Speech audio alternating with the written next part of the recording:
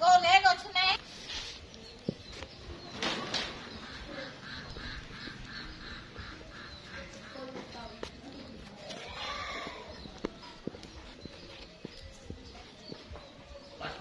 Sao mà cái đuôi mô tô có ôn đầy lại nhân đó.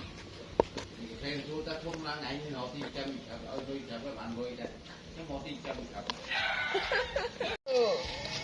Chạ chân quần này mà. Nè thọp.